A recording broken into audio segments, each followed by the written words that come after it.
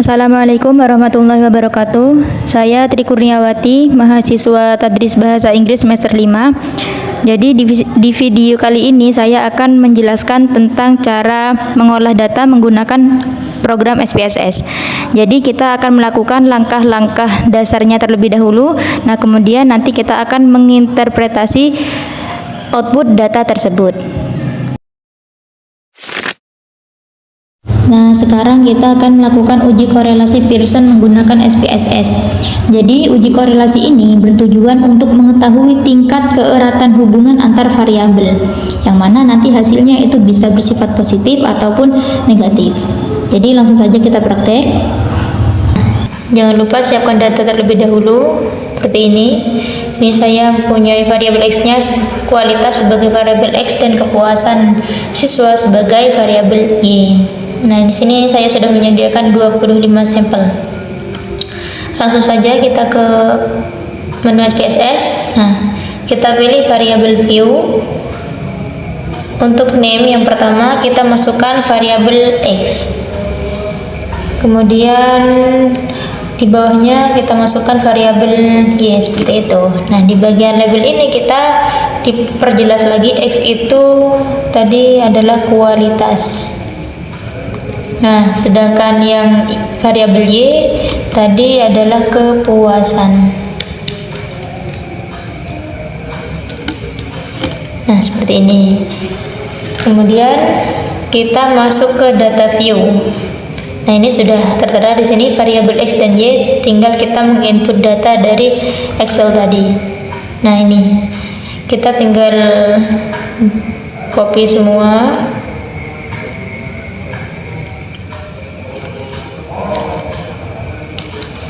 Nah, kemudian kita tempel ke sini. Nah, seperti ini. Setelah semua sudah terinput, semua data sudah terinput seperti ini, kemudian kita pilih menu Analyze, lalu Correlate dan Bivariate. Nah, kita pindahkan kedua variabel ini ke kolom variabel. Setelah itu kita pilih yang Pearson. Nah, ini sudah tercentang, juga yang two-tiled seperti ini. Setelah itu kita pilih OK.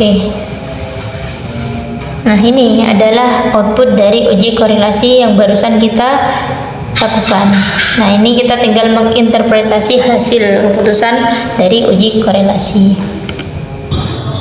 Nah, untuk dasar pengambilan keputusan ini kita melihat signifikansi two-tiled, nilai signifikansi two-tiled. Jadi, jika nilai signifikansi lebih kecil dari 0,05 maka dinyatakan berkorelasi atau ada hubungan. Namun, jika nilai signifikansinya itu lebih besar dari 0,05 maka tidak berkorelasi atau tidak ada hubungan. Nah, dari data yang sudah kita uji, ini bisa disimpulkan bahwa nilai signifikansi two-tiled data yang kita uji tadi adalah 0,001. Nah, ini menandakan bahwa nilai tersebut lebih kecil dari 0,05.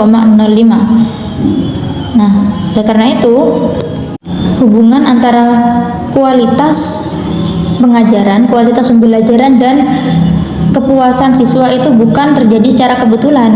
Nah, jadi semakin tinggi kualitas pembelajaran, maka semakin tinggi pula kepuasan dari kepuasan yang didapatkan si murid, seperti itu. Baik, jadi kita akan melakukan uji regression linear sederhana menggunakan program SPSS.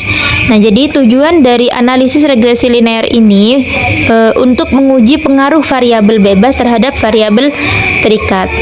Nah, langsung saja kita praktek. Seperti biasa, saya sudah menyiapkan datanya. Ini sama seperti yang tadi. Variabel X-nya kualitas dan variabel Y-nya itu kepuasan siswa. Langsung saja ke menu SPSS, kita pilih variabel view. Nah, di bagian name ini kita beri variabel X dan yang nomor 2 variabel Y. Nah, di label ini kita tulis lagi kualitas pembelajaran dan yang variabel Y kepuasan. Nah, setelah itu kita masuk ke data view untuk penginputan data. Di sini sudah tertera ya variabel X sama variabel Y. Kita tinggal mengcopy data yang tadi untuk kita masukkan ke menu SPSS. Nah, kita tempel di sini seperti ini. Nah, sudah lengkap kan 25 sampel. Setelah data terinput, kita masuk ke menu Analyze, lalu kita pilih yang Regression.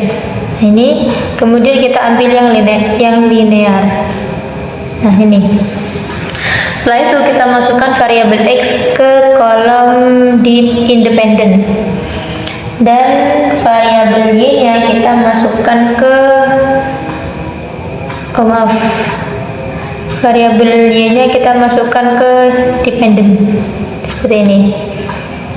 Nah, setelah itu kita pilih menu Oke. Nah, ini adalah input dari uji regresi linear. Seperti ini. Ini kita tinggal menginterpretasi keputusan akhirnya. Untuk dasar pengambilan keputusan output uji regresi linear, ini jika nilai signifikansi lebih kecil dari 0,05, artinya variabel X berpengaruh pada variabel Y. Namun jika nilai signifikansinya lebih besar dari 0,05, artinya variabel X itu tidak berpengaruh pada variabel Y. Nah, dari data yang telah kita uji regresi tadi, ada 4 output yang keluar. Kita akan bahas satu persatu. Yang pertama yaitu variabel entered remove. Yang independen merupakan variabel kualitas, sementara dependent adalah variabel kepuasan. Nah, jadi dalam tabel tersebut menjelaskan tentang variabel yang dimasukkan serta metode yang digunakan. Nah, dalam hal ini variabel yang dimasukkan adalah variabel kualitas sebagai variabel independen dan kepuasan sebagai variabel dependen, dan metode yang digunakan adalah metode enter. Untuk output yang kedua yaitu model summary.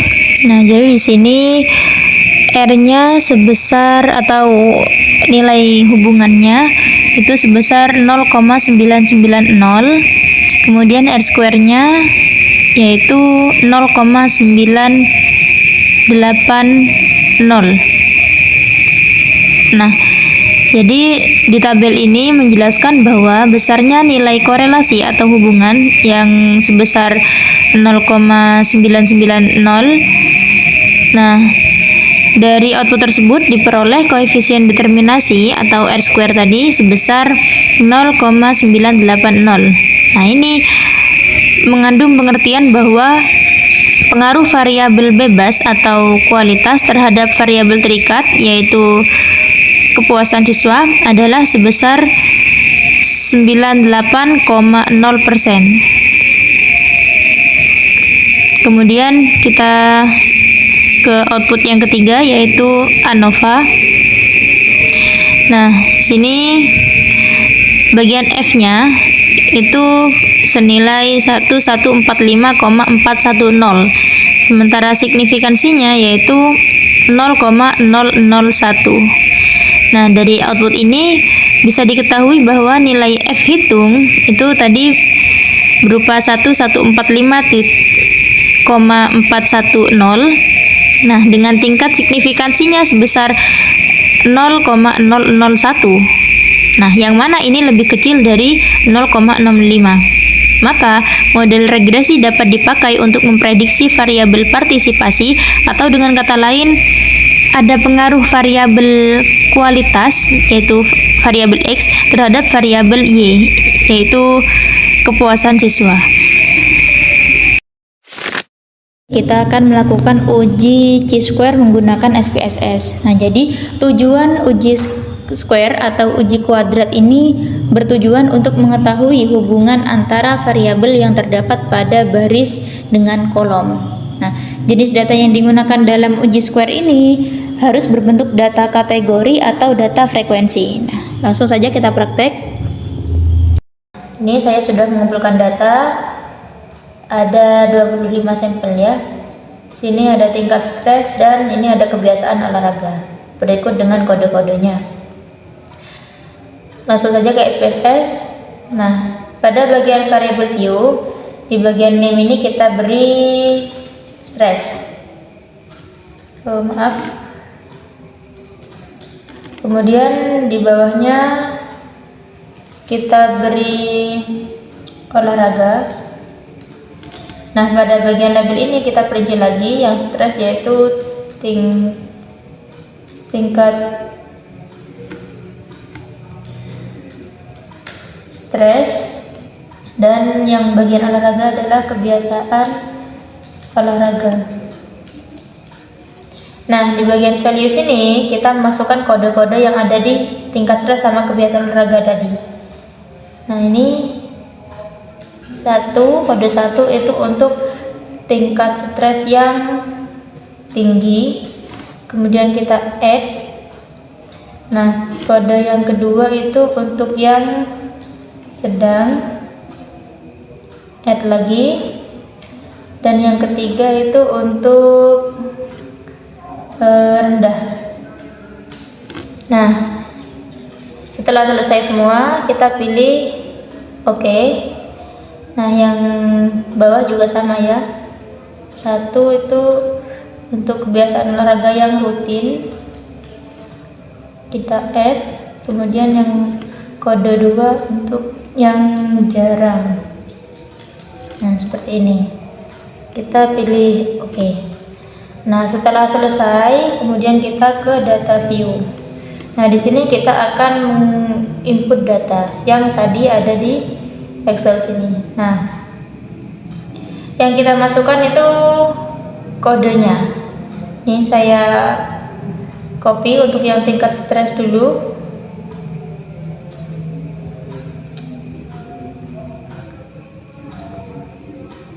Kemudian kita tempel di sini seperti ini sampai 25 kan. Kemudian yang kebiasaan olahraga kita copy juga.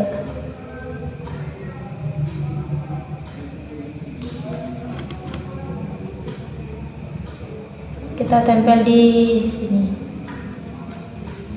Nah, setelah semua data terinput, nah ini sudah lengkap ya, 25 sampel. Kemudian kita pilih menu Analyze, kita pilih Descriptive Statistik, kemudian ke Cross Tabs. Nah, yang ini variabel pertama ini kita masukkan ke yang row. Nah, yang kebiasaan olahraga kita masukkan ke kolom. Nah, setelah itu kita pilih statistik, kita centang yang Chi-square. Nah, selanjutnya pilih continue, lalu yang terakhir OK. Nah, ini adalah output dari uji Chi-square yang barusan kita lakukan. Nah, setelah outputnya sudah keluar, maka kita tinggal menginterpretasi hasil dari uji Chi-square ini. Nah, dalam pengambilan keputusan ini ada ketentuannya, itu dinilai dari nilai asim significant two-sided-nya. Jadi jika nilai asim significant two-sided-nya itu lebih kecil dari 0,05, maka di situ terdapat hubungan yang signifikan antara baris dengan kolom. Namun sebaliknya, jika nilai asim signifikan two-sided-nya itu lebih besar daripada 0,05, maka tidak terdapat hubungan yang signifikan antara baris dan kolom. Nah, jadi menurut data yang telah kita uji tadi, di sini menyatakan bahwa pada bagian Chi-square test ini, yang Pearson Chi-square, asim significance two-sided-nya itu menunjukkan 0,001. Nah, berarti nilai ini, nilai 0,001 ini lebih kecil daripada 0,05.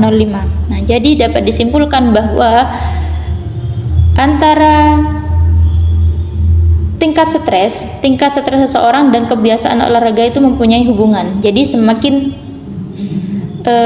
sering dia atau semakin rutin dia melakukan olahraga, maka tingkat stresnya itu akan semakin rendah.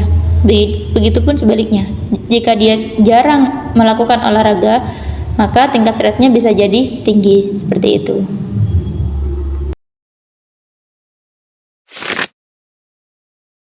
Baik, kita akan melakukan uji faktor analisis menggunakan program SPSS. Jadi uji analisis faktor ini merupakan suatu teknik analisis yang memuat informasi tentang pengelompokan variabel faktor dalam sebuah penelitian. Nah, analisis faktor ini bertujuan untuk menyaring variabel mana yang paling unggul atau paling dominan dari beberapa variabel yang dipilih oleh si peneliti. Jadi kita melakukan uji normalitasnya dulu untuk variabel faktor. Nah, setelah berdistribusi normal, kemudian kita lanjut untuk melakukan analisis faktor. Baik, langsung saja kita praktek. Baik, kita akan melakukan uji faktor analisis menggunakan SPSS. Nah, di sini saya sudah menyiapkan data. Nah, ini ada 4 variabel yang berbeda-beda. Ini yang pertama yang ada kepuasan kerja, kemudian ada kualitas kepemimpinan, ada lingkungan kerja, dan ada motivasi karyawan. Jadi kita akan melakukan uji faktor analisis dari keempat variabel ini. Langsung saja. Oh ya, ini ada 25 sampel yang sudah saya siapkan. Ini. Kemudian kita masuk ke SPSS, kita isi dulu yang variabel view. Di bagian name ini kita beri nama kode seperti tadi, X1. Kemudian di bawahnya ini X2, bawahnya lagi X3, dan di bawahnya X4. Nah, di bagian label kita perjelas. Nah, yang pertama tadi kan ada kepuasan. Kemudian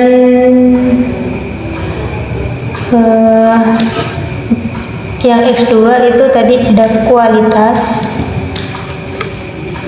Yang ketiga ada lingkungan. Dan yang terakhir ada motivasi.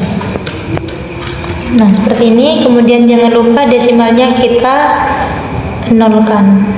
Nah, seperti ini.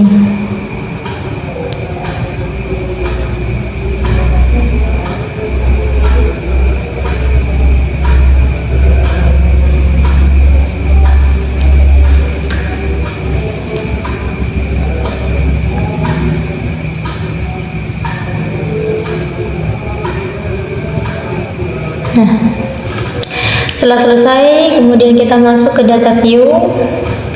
Nah, di sini sudah ada variabel X1, 2, 3, dan 4. Kemudian kita masukkan datanya dengan cara mengcopy semua data di sini.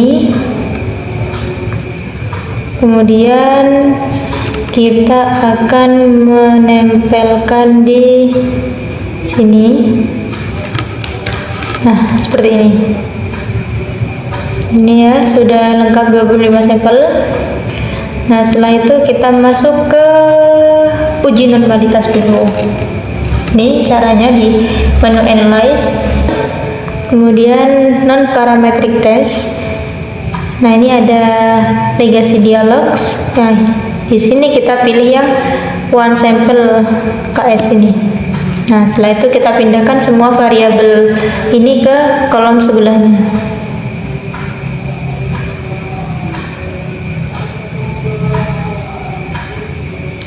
Nah, setelah selesai seperti ini, kemudian kita pilih centang yang bagian normal, yang ini sudah, lalu kita pilih OK. Nah, ini output untuk uji normalitasnya keluar seperti ini. Kemudian Ini nilai signifikansi untuk variabel kepuasan adalah 0,009 yang menunjukkan bahwa nilai signifikansi ini lebih kecil daripada 0,05. Untuk variabel kualitas itu nilai signifikansinya 0,004. Untuk variabel lingkungan 0,012 dan yang motivasi 0,002. Nah, jadi semua variabel ini nilai signifikansinya lebih kecil dari 0,05. Artinya data tersebut tidak berdistribusi normal, seperti itu. Kita kembali lagi ke data yang tadi. Nah, ini kita akan melakukan uji faktor analisis. Setelah tadi dipastikan bahwa data yang kita peroleh itu berdistribusi normal. Kita pilih menu analyze, kemudian kita ke dimension reduction, kemudian kita pilih faktor. Nah, kita pindahkan semua ke kolom sebelah sini.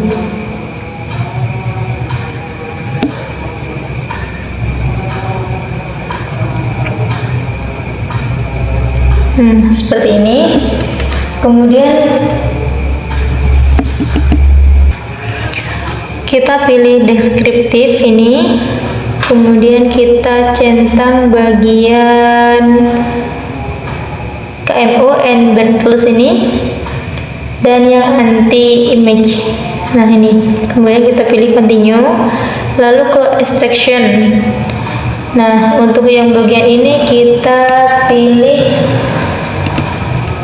strip plot.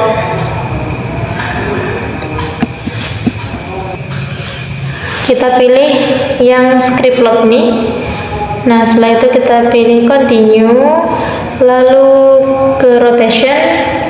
Nah, ini kita centang yang Verimax, kemudian continue lagi, dan yang terakhir kita pilih scores. Nah, ini kita pilih yang set, kita pilih yang regression. Nah, ini lalu kita pilih continue dan kita oke. Nah, ini sudah keluar output dari uji faktor analisis barusan. Sekarang kita akan menginterpretasi output yang keluar dari uji faktor analisis tadi. Nah, jadi ada beberapa output. Yang pertama adalah KMO and Bartlett test. Nah, jadi dalam output yang ini cara kita memutuskan itu melihat dari nilai KMO MSA nya. Jadi jika nilai KMO MSA lebih besar dari 0,50, maka teknik analisis faktor dapat dilanjutkan. Nah, pada data yang kita uji tadi, nilai KMO MSA-nya itu adalah 0,629, yang mana ini lebih besar dari 0,50. Kemudian nilai signifikannya adalah 0,001. Nah, nilai ini lebih kecil daripada 0,05. Jadi analisis faktor dalam penelitian ini dapat dilanjutkan karena sudah memenuhi persyaratan. Kemudian untuk output yang kedua yaitu anti-image matrix. Nah, jadi ini cara mengambil keputusannya adalah harus memenuhi persyaratan dalam analisis faktor, yaitu nilai MSA-nya harus lebih besar daripada 0,50. Nah, kita lihat data yang kita miliki tadi. Untuk nilai MSA untuk variabel kepuasan adalah 0,596, untuk variabel kualitas 0,651, untuk lingkungan 0,624, dan yang motivasi 0,653. Nah, semua variabel ini nilai MSA-nya lebih besar dari 0,50. Maka dapat disimpulkan bahwa semua variabel tersebut layak untuk dilakukan analisis faktor. Kemudian untuk selanjutnya yaitu communalities. Nah, jadi ini menunjukkan nilai variabel yang diteliti apakah mampu untuk menjelaskan faktor atau tidak. Jadi variabel itu dianggap mampu menjelaskan faktor jika nilai extraction lebih besar dari 0,50. Nah, berdasarkan output data yang kita uji tadi, nilai extraction-nya untuk variabel kepuasan 0,891, kualitas 0,730, lingkungan 0,869, dan yang motivasi 0,861. Nah, semua variabel ini nilai extraction-nya lebih besar dari 0,50. Maka dapat disimpulkan bahwa semua variabel dapat dipakai untuk menjelaskan faktor.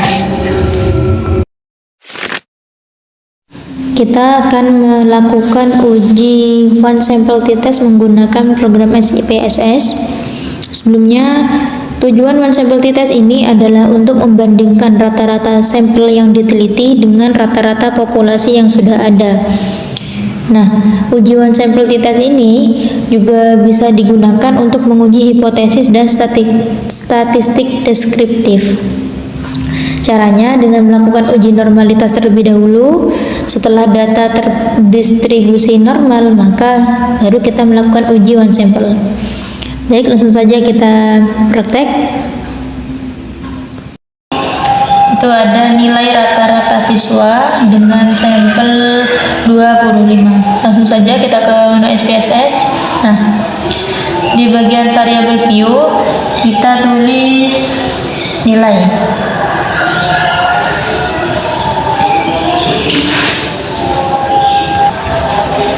Setelah itu di bagian label kita tulis nilai rata-rata siswa. Nah, setelah selesai, kemudian kita ubah desimalnya menjadi 0 ya, karena tidak ada angka setelah koma. Setelah itu kita masuk ke data view untuk menginput data. Ini sudah tersedia variabelnya.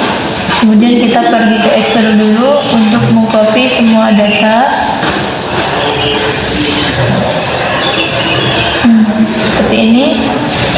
Lalu kita masukkan ke sini. Nah, seperti ini. Sudah lengkap 25 sampel. Kemudian kita uji normalitas dulu. Karena syarat dari uji one sample t-test ini harus berdistribusi normal. Kita pilih menu analyze. Setelah itu kita pilih yang deskriptif statistik, lalu ekspor.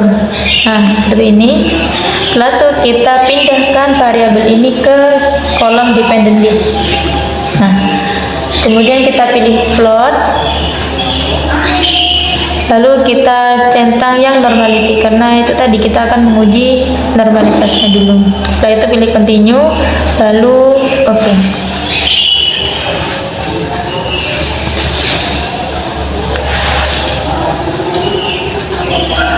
Nah, ini seperti ini tampilan dari uji normalitas yang nanti akan kita interpretasi apakah ini berdistribusi normal atau tidak.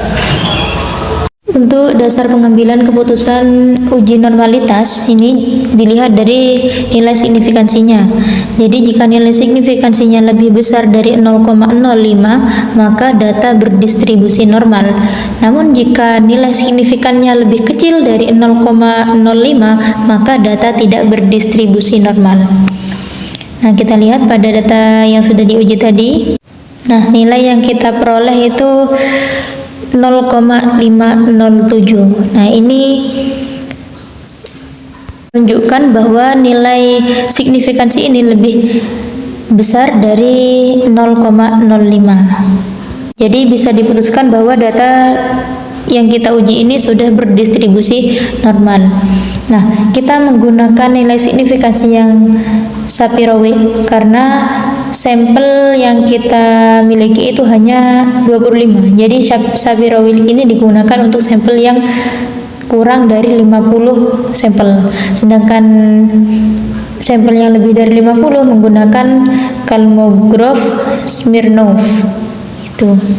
Selanjutnya kita melakukan uji one sample t-test setelah datanya sudah dipastikan berdistribusi normal. Nah, kita kembali lagi ke data yang tadi ini. Kemudian kita pilih menu analyze, kita pilih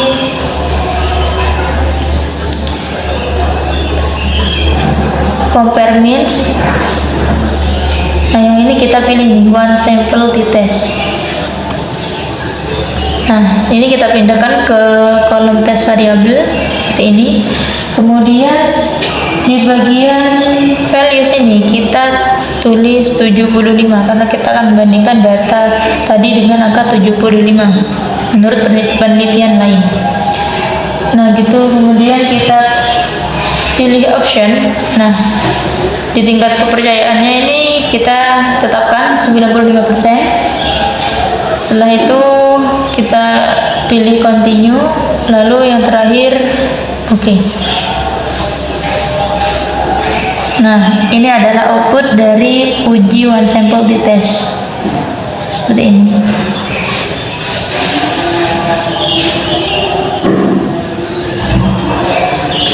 Untuk hipotesis penelitian, Hanul menunjukkan bahwa nilai rata-rata hasil belajar siswa yang aktif dalam kelas itu sama dengan nilai 75.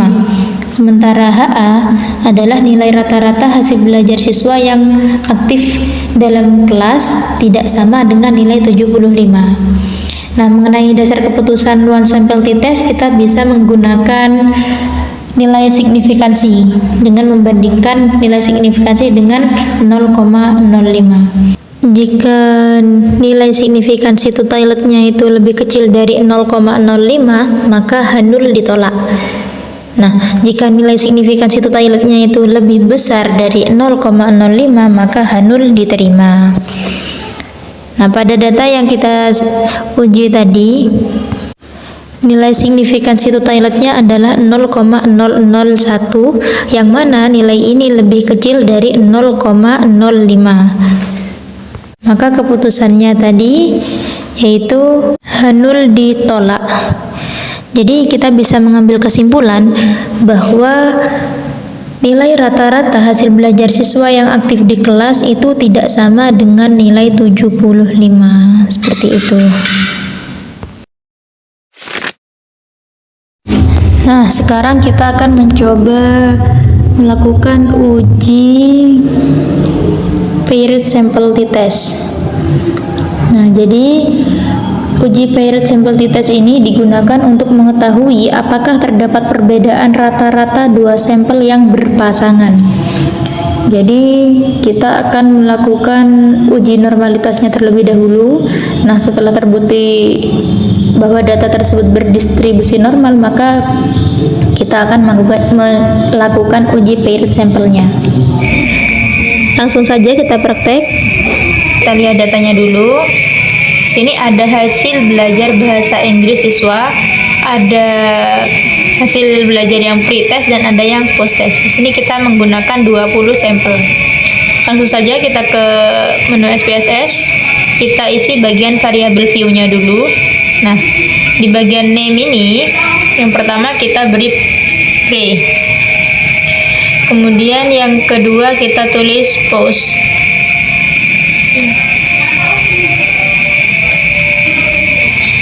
Nah, kemudian di bagian label kita tulis pre-test.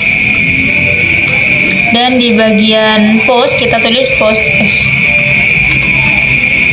Nah, setelah selesai kita akan melakukan penginputan data di data view ini. Ini sudah ada dua variabel, pre dan post, yang mana nanti kita akan masukkan datanya di sini. Kita masuk ke Excel dulu. Ini ya, kita copy.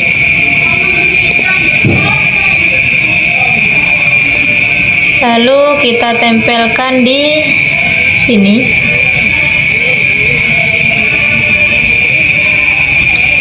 Nah, seperti ini. Setelah semua data sudah lengkap,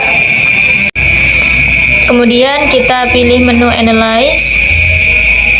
Nah, kita pilih compare means, lalu pilih paired sample t-test. Ini. Nah, setelah itu untuk yang angka 1 ini kita masukkan yang pre-test. Nah, untuk yang variabel 2 kita masukkan yang post-test. Nah, setelah selesai, lalu kita pilih oke. Nah, ini adalah output dari uji paired t-test dari data yang kita sediakan tadi. Nah, sementara pada output paired sample t-test yang kita uji tadi menunjukkan angka 0,001. Nah, ini angka ini 0,001 ini lebih kecil daripada 0,05. Nah, jadi dari sini sudah bisa disimpulkan bahwa terdapat perbedaan yang signifikan antara hasil belajar bahasa Inggris pada data pre-test dan post-test. Seperti itu. Nah, teman-teman, sekarang kita akan melakukan uji independent sample t-test. Nah, apa sih kegunaan uji independent sample t-test itu? Jadi, uji independent sample t-test ini digunakan untuk mengetahui apakah terdapat perbedaan rata-rata dua sampel yang tidak berpasangan. Nah, syarat dari uji parametrik ini harus datanya harus normal juga harus homogen gitu. Langsung saja kita praktek. Kita sudah siapkan datanya di sini. Nah, ini hasil belajar bahasa Inggris siswa. Nah, di sini jadi ada dua kelas, ada kelas A, ada kelas B. Yang mana kelas A itu kodenya 1, kelas B kodenya 2. Nah, ini kita menggunakan 15 sampel. Lalu kita masuk ke menu SPSS, kita isi bagian variable view-nya dulu. Di name yang pertama kita tuliskan hasil. Kemudian di bawahnya kita tulis kelas. Dan di bagian label, nah untuk label hasil kita tuliskan hasil belajar bahasa Inggris. Nah, kemudian yang kelas kita tulis lagi kelas seperti itu. Nah, kemudian untuk variabel yang kelas ini kita isi values-nya dengan kode yang tadi, kode 1 untuk kelas A kita add, kemudian kode 2 untuk kelas B. Nah, kita add juga. Setelah semua selesai, kemudian kita pilih OK. Nah, sekarang kita masuk ke data view untuk menginput data. Nah, ini sudah ada variabel hasil, ada kelas juga. Kemudian kita copy yang hasilnya dulu dari kelas A. Kita copy, kita tempel di variabel ini. Nah, seperti ini. Nah, nanti kelas B tempatnya ada di bawahnya sini.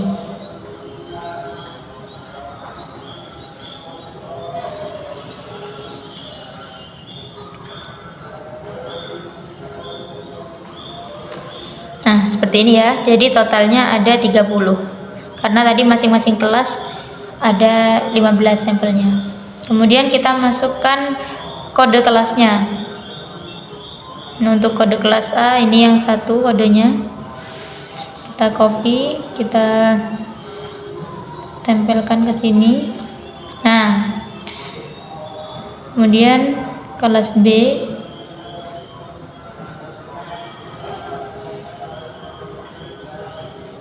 kita juga tempelkan di bawahnya. Oke, sudah lengkap ya 30. Lalu kita pilih menu analyze, kita pilih compare means, lalu kita pilih yang independent sample t-test. Nah, ini. Kemudian untuk variabel hasil belajar bahasa Inggris kita masukkan ke kolom tes variabel. Sedangkan yang kelas ini kita masukkan ke grouping variable. Nah, lalu kemudian kita pilih define groups ini. Nah, untuk grup 1 kita tuliskan yang kelas A tadi yang kode 1, untuk grup 2 yang 2. Nah, sudah ya. Langsung kita continue dan terakhir kita pilih OK. Nah, sudah keluar output independent sample t-test-nya seperti ini. Nah, setelah outputnya keluar, maka kita akan menginterpretasi dari kesimpulan akhir dari uji independent sample t-test ini. Nah, ini jadi dasar pengambilan keputusannya itu adalah kita melihat dari nilai two-tilednya.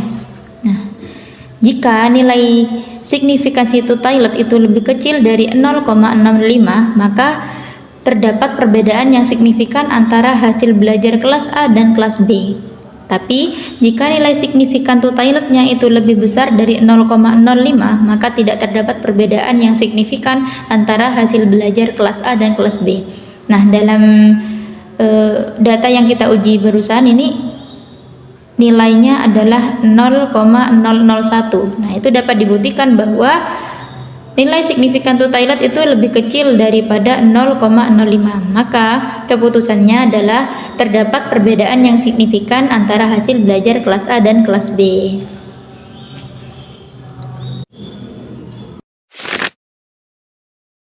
Baik, kita akan melakukan uji one way ANOVA menggunakan program SPSS. Jadi, uji one way ANOVA ini digunakan untuk menguji perbedaan rata-rata data yang lebih dari 2 kelompok.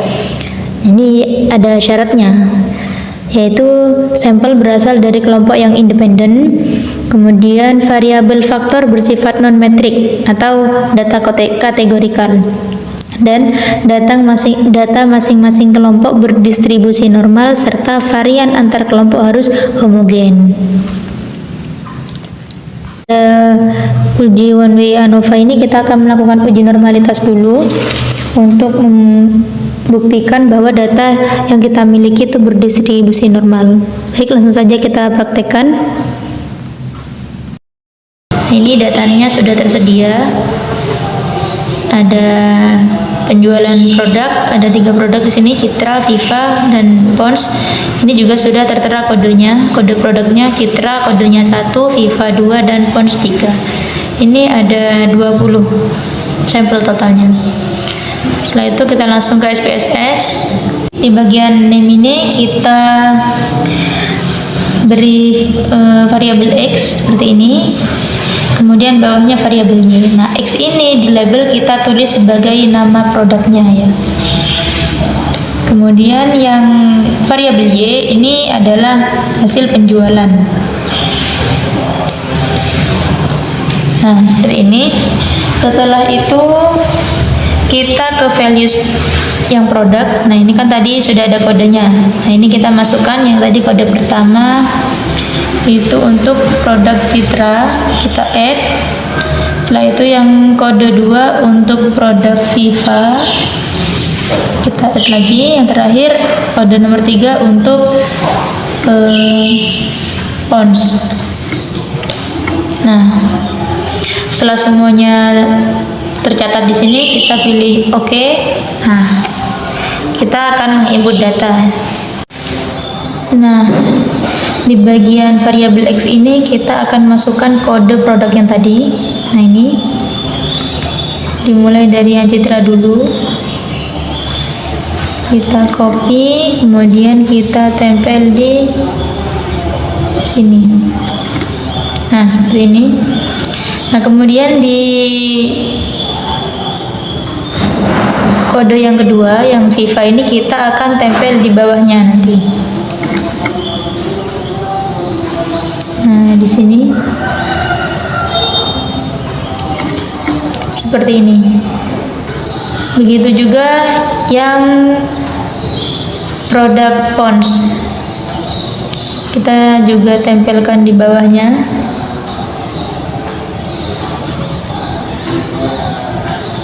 Nah, seperti ini. Jadi total dari 3 produk itu 60 karena per produknya tadi kan 20.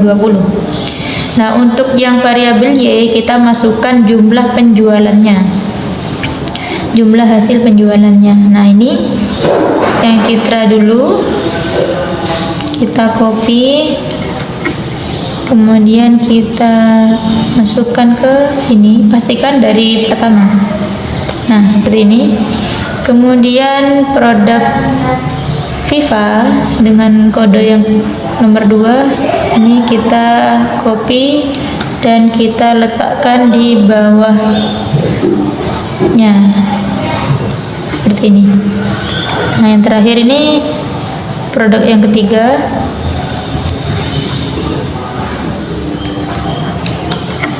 juga kita tempelkan di sini. Nah, sudah lengkap 60 barang. Nah, setelah itu kita akan uji normalitasnya dulu. Kita pilih menu analyze, kita pilih deskriptif statistik, kemudian explore. Nah, setelah itu kita pindahkan variabel X-nya ini ke factor list dan variabel Y-nya ke dependent list. Nah, setelah itu kita pilih plot, lalu kita centang normality plot with test. Nah, selanjutnya kita pilih continue dan oke.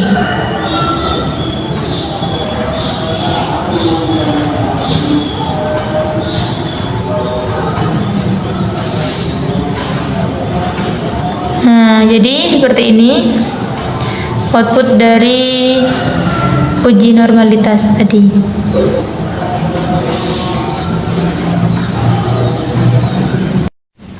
Nah, untuk pengambilan keputusan uji normality, kita membandingkan nilai signifikansi dengan 0,05. Jadi, jika nilai signifikansinya itu lebih besar dari 0,05, maka data berdistribusi normal. Namun jika nilai signifikansinya lebih kecil dari 0,05, maka data tersebut tidak berdistribusi normal. Nah, di sini produk citra nilai signifikansinya adalah 0,776, sedangkan produk FIFA 0,923 dan pounds 0,458. Nah, semua nilai signifikansi dari 3 variabel tersebut lebih besar dari 0,05. Jadi dapat diputuskan bahwa data tersebut berdistribusi normal.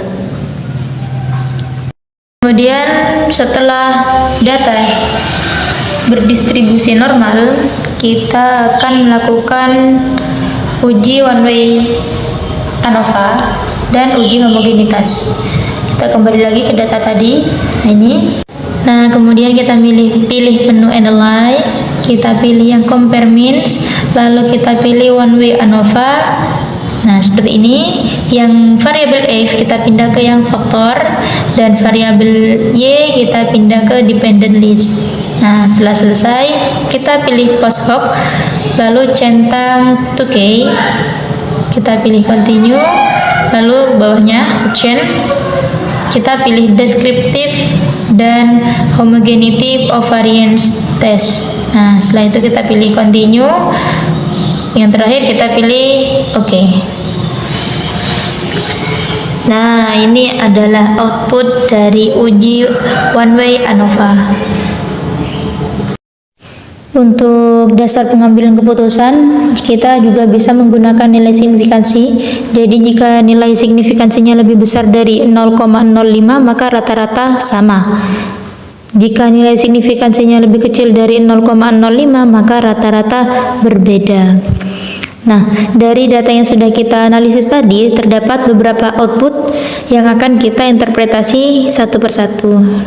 Untuk output yang pertama yaitu deskriptif. Nah, ini kita akan mendeskripsikan berapa jumlah rata-rata penjualan produk kecantikan FIFA, Citra maupun Pond's.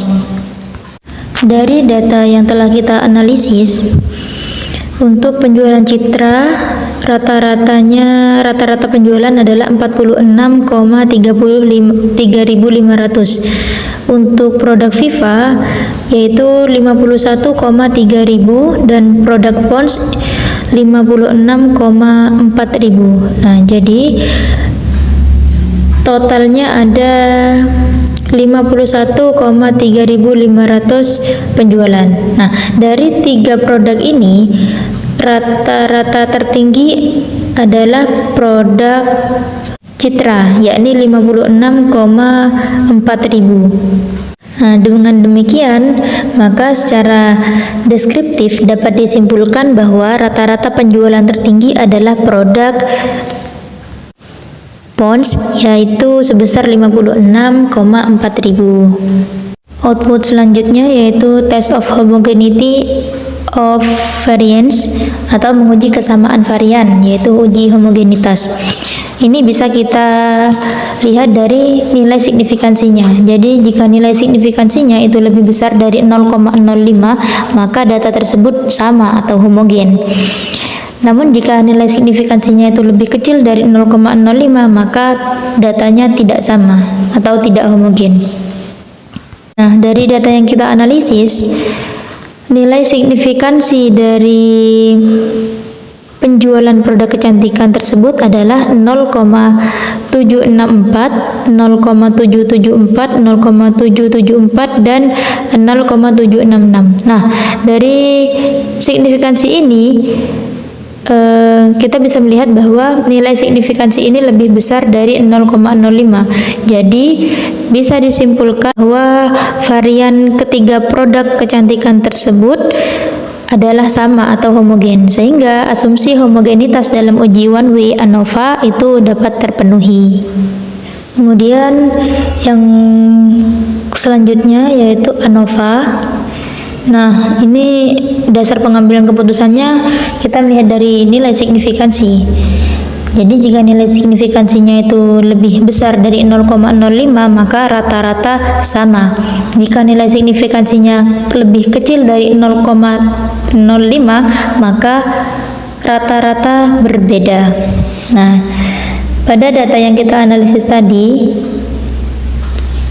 signifikansinya adalah 0,001, yang mana ini lebih kecil dari 0,05. Maka dapat kita simpulkan bahwa rata-rata penjualan ketiga produk kecantikan tersebut berbeda secara signifikansi. Output selanjutnya yaitu post hoc test. Nah, ini kita mencari kelompok mana saja yang rata-rata penjualannya itu sama atau tidak sama. Tuh. Jadi kita harus melihat tabelnya dulu. Nah, ini misalnya kita mau membandingkan produk Citra dengan Viva.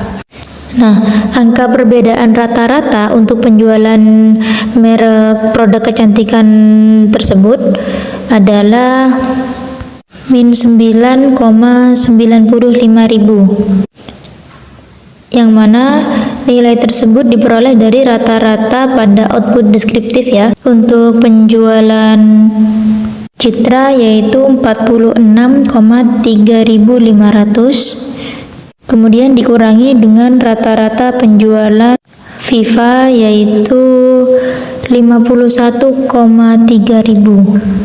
Nah, sementara itu perbedaan rata-rata penjualan berkisar antara min 9,9222 lower bound sampai dengan 0,0222, yaitu upper bound pada tingkat kepercayaan 95%. Nah, untuk menguji apakah terdapat perbedaan rata-rata penjualan kedua produk kecantikan tersebut, maka kita harus melihat apakah nilai signifikansi hasil output SPSS ini nilainya lebih besar atau lebih kecil dari 0,05. Nah, berdasarkan output multiple comparison ini diketahui bahwa nilai signifikansi sebesar 0,51, yang mana itu lebih besar dari 0,05. Maka dapat disimpulkan bahwa penjualan produk Citra dan Viva adalah sama, sehingga perbedaan rata-rata penjualan secara deskriptif antara kedua produk tersebut tidaklah signifikan. Output yang terakhir yaitu homogeneous subset. Nah, ini cara kita melihat kesamaan rata-rata penjualan ketiga produk kecantikan tadi. Nah, jadi untuk melihat kesamaan rata-ratanya kita akan menggunakan output 2KHD. Nah, pada subset 1, produk Citra dan Viva itu sama-sama memiliki data penjualan. Nah, jadi rata-rata penjualan kedua produk tersebut tidak mempunyai perbedaan yang signifikan. Dengan kata lain, rata-rata penjualan produk kecantikan Citra dan Viva itu adalah sama. Sementara pada subset 2, yang mempunyai data penjualan adalah produk Pond's. Jadi, produk Pond's ini berbeda signifikan dari produk Citra dan Viva karena ia berdiri sendiri pada subset kedua. Jadi, kesimpulannya, penjualan produk Pond's secara signifikan lebih tinggi dibandingkan produk Citra dan Viva, sementara penjualan Citra dan Viva tidak berbeda secara signifikan. Baik, kita akan melakukan uji two-way ANOVA menggunakan SPSS. Nah, jadi tujuan uji two-way ANOVA itu adalah membandingkan perbedaan rata-rata antara kelompok yang telah dibagi pada dua variabel faktor. Nah, ini ada beberapa syarat yang harus dipenuhi dalam uji two-way ANOVA, yaitu sampelnya berasal dari kelompok yang independen. Kemudian variabel faktornya adalah data non-metrik atau berupa data kategorikal. Kemudian variabel dependen adalah data berskala kuantitatif, nilai residual itu berstandar berdistribusi normal, dan variabel antar kelompoknya harus homogen. Itu adalah syarat-syarat yang harus kita penuhi sebelum kita melakukan uji two-way ANOVA. Baik, langsung saja kita praktek. Datanya sudah terkumpul. Nah, ini ada hasil belajar bahasa Inggris dari siswa jenjang SD, SMP sampai SMK. Nah, ini mencakup siswa laki-laki dengan perempuan. Nah, di sini ini hasil raportnya. Kemudian yang ini kode jenjang pendidikan. Nah, ini seperti SD kodenya 1, SMP 2, SMK 3. Nah, yang sebelah sini ini kode untuk jenis kelamin. Yang laki-laki jenis kelaminnya 1, baik SD, SMP atau SMK, dan yang perempuan itu kodenya 2. Nah, langsung saja kita ke menu SPSS, kita isi variabel view-nya dulu. Nah, di bagian name ini kita masukkan yang tadi, yang pertama hasil belajarnya. Kita tulis saja di sini hasil. Kemudian bawahnya tadi ada jenjang pendidikan, kita tulis pendidikan. Nah, selanjutnya di bawahnya lagi tadi ada jenis kelamin. Nah, setelah seperti ini kemudian kita perjelas lagi di bagian label ini. Nah, ini hasil belajar bahasa Inggris. Kemudian yang pendidikan kita tulis jenjang pendidikan. Kemudian bawahnya lagi ini jenis kelamin.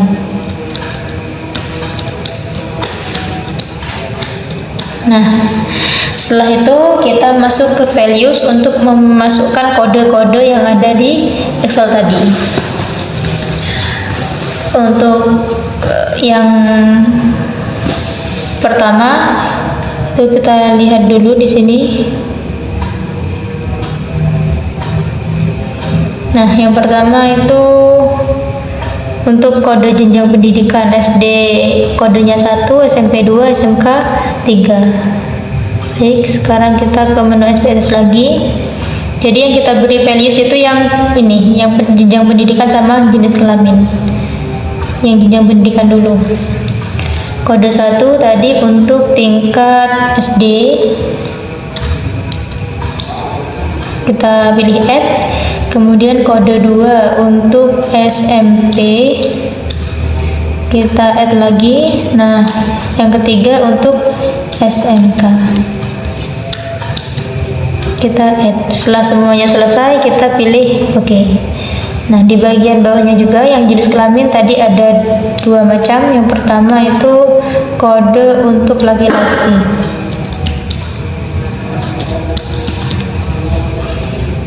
Kita pilih add. Kemudian kode 2 untuk perempuan. Kita pilih add lagi. Setelah selesai kita pilih menu. Oke, nah seperti ini. Setelah itu jangan lupa kita buat desimalnya menjadi 0 semua, karena di sini tidak ada angka lagi di belakang, tidak ada komanya. Nah, seperti ini. Setelah itu kita masuk ke data view. Nah, ini sudah ada 3 variabel, ada hasil pendidikan, hasil belajar tadi, kemudian jenjang pendidikan dan jenis kelamin. Kita masuk ke Excel untuk memasukkan datanya. Nah, jadi kita blok dulu yang tingkat SD, kemudian kita copy dan kita tempel ke sini hasil. Nah, nanti yang tingkat SMP ini juga kita copy, kemudian kita tempel di bawahnya sini. Begitu juga dengan yang jenjang pendidikan SMK, kita copy juga, kita tempel di bawahnya yang SMP tadi. Nah, seperti ini. Begitu pula yang kode untuk pendidikan dan jenis kelamin, sama seperti itu.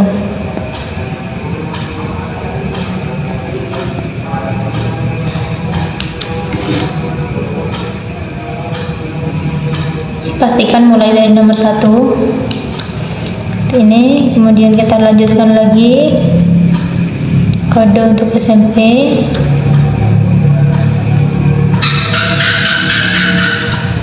Nah,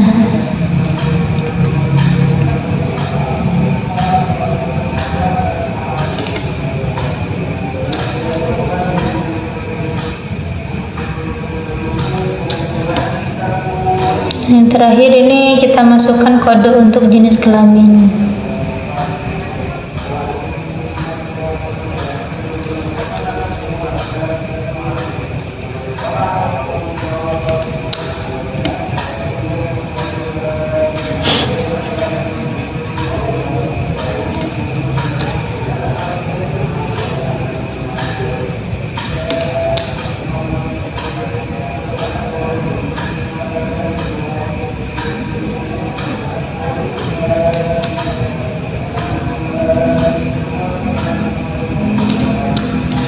Nah, setelah semua data terinput dengan lengkap seperti ini, kita masuk ke menu Analyze. Nah, kemudian kita pilih General Linear Model, kemudian kita pilih Univariate. Nah, ini kita masukkan variabel hasil belajar bahasa Inggris ke kolom yang dependent variabel. Kemudian yang jenjang pendidikan kita masukkan ke fixed. Begitu pula yang jenis kelamin. Nah, seperti ini. Setelah itu kita pilih menu save ini. Nah, kita centang yang standardized. Nah, yang ini. Setelah itu kita pilih continue dan kita pilih OK.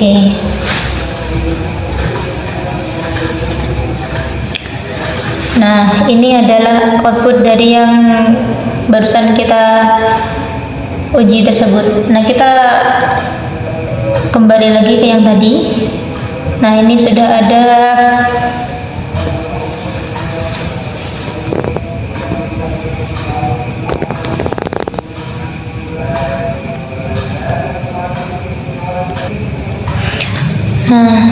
setelah itu kita pilih menu Analyze ini untuk uji normalitas dulu ya.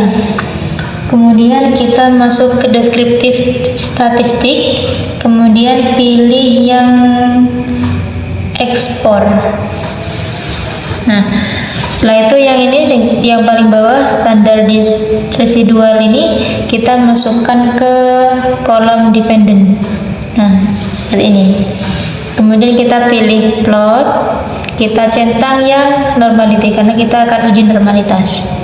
Setelah itu pilih continue dan pilih OK. Nah, ini output untuk uji normalitasnya. Nah, untuk pengambilan keputusan uji normality, kita membandingkan nilai signifikansi dengan 0,05. Jadi, jika nilai signifikansinya itu lebih besar dari 0,05, maka data berdistribusi normal. Namun, jika nilai signifikansinya lebih kecil dari 0,05, maka data tersebut tidak berdistribusi normal. Nah, di sini produk Citra nilai signifikansinya adalah 0,776, sedangkan produk Viva 0,923 dan Pons 0,458. Nah, semua nilai signifikansi dari tiga variabel tersebut lebih besar dari 0,05. Jadi dapat diputuskan bahwa data tersebut berdistribusi normal. Nah, setelah uji normalitas, kita kembali lagi untuk melakukan uji ANOVA two-way. Kemudian kita pilih menu Analyze, lalu kita pilih General Linear Model, kita pilih Univariate. Nah, kita masukkan, kita pilih Save ini, kemudian kita centang yang kita buang yang tadi kita centang ini, standar desit ini kita buang centangnya, kemudian kita pilih Continue. Nah, lalu kita pilih Option. Nah, di Option ini kita centang yang homogeneity test ini sama deskriptif statistik. Nah, setelah selesai, kemudian kita pilih Continue, lalu kita pilih OK. Nah, ini adalah output terakhir untuk uji homogenitas serta uji ANOVA two-way. Kita tinggal interpretasi hasil dari uji two-way ANOVA ini. Untuk output yang pertama yaitu deskriptif. Nah, ini kita akan mendeskripsikan berapa jumlah rata-rata penjualan produk kecantikan Viva, Citra maupun Pons. Dari data yang telah kita analisis, untuk penjualan Citra rata-rata penjualan adalah 46,3.500. Untuk produk Viva yaitu 51,3.000 dan produk Pons 56,4.000. Nah, jadi totalnya ada 51,3.500 penjualan. Nah, dari tiga produk ini rata-rata tertinggi adalah produk Citra, yakni 56,4.000. Nah, dengan demikian, maka secara deskriptif dapat disimpulkan bahwa rata-rata penjualan tertinggi adalah produk Pons, yaitu sebesar 56,4.000. Output ini hanya menggambarkan data penelitian kita.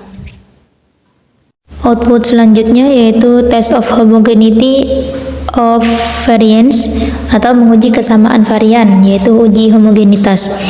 Ini bisa kita lihat dari nilai signifikansinya. Jadi jika nilai signifikansinya itu lebih besar dari 0,05, maka data tersebut sama atau homogen.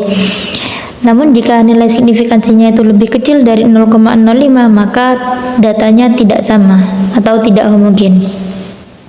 Nah, dari data yang kita analisis, nilai signifikansi dari penjualan produk kecantikan tersebut adalah 0,776. 0,764, 0,774, 0,774 dan 0,766. Nah, dari signifikansi ini kita bisa melihat bahwa nilai signifikansi ini lebih besar dari 0,05. Jadi bisa disimpulkan bahwa varian ketiga produk kecantikan tersebut adalah sama atau homogen, sehingga asumsi homogenitas dalam uji one way ANOVA itu dapat terpenuhi.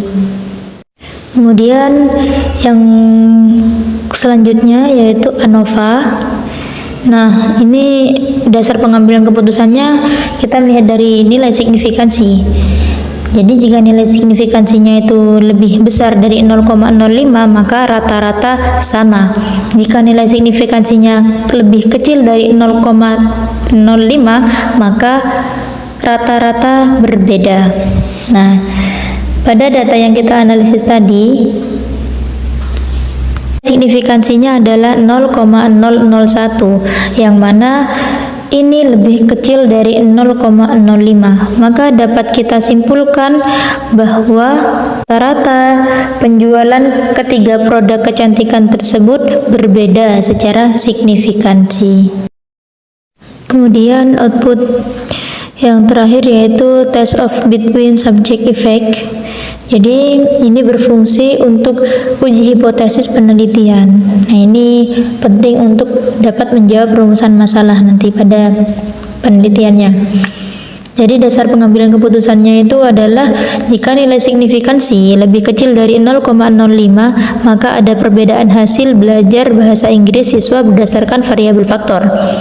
Nah, jika nilai signifikannya lebih besar dari 0,05 maka tidak ada perbedaan hasil belajar bahasa Inggris siswa berdasarkan variabel faktor. Jadi pembuatan kesimpulannya seperti ini. Yang pertama, diperoleh nilai signifikansi sebesar 0,090